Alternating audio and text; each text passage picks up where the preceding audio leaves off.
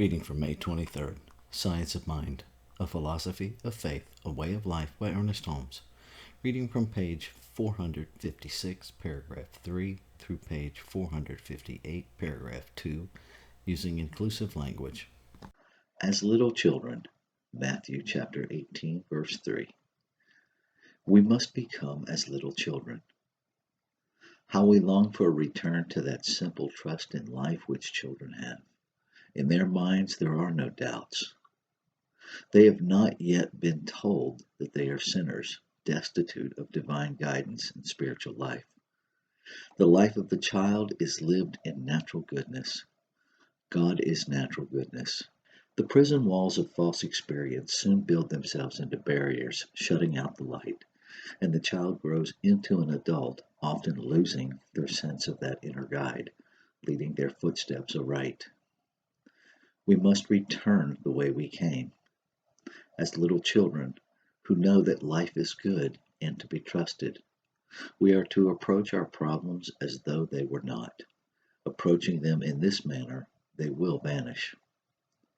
Let not the materialist deny us this right, nor the unbelieving cast any reflection of their blindness before our eyes. There is a wisdom and a power not of the flesh, which springs perennially from the inner life, all powerful and all wisdom. Whatsoever ye bind on earth, Matthew chapter 18, verse 18.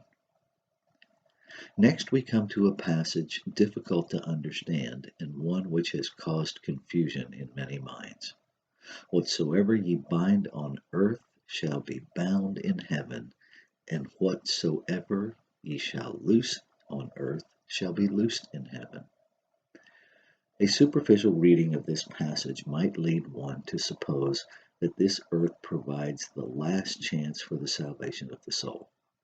But this is not the meaning of the text, which implies that the experience of death cannot change all. As a person has lived on earth, so they will continue to live after death. If they have been pure, they will continue to be pure. If they have been otherwise, they will continue to be otherwise.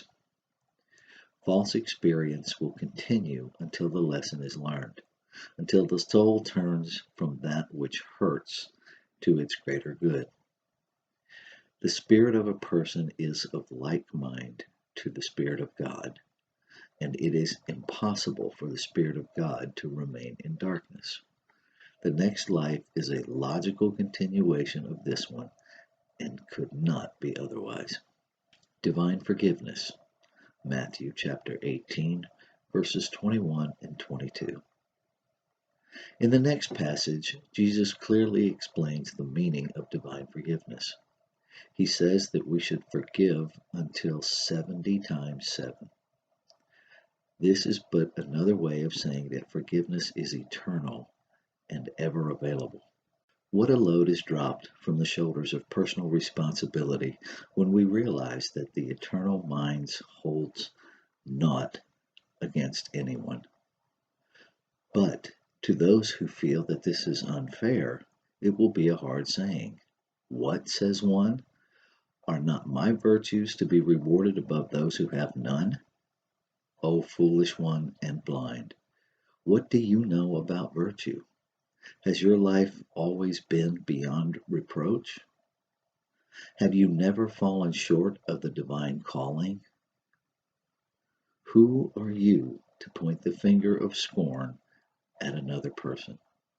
The one who feels self-righteousness rise from their petty virtues lives a life of self-delusion.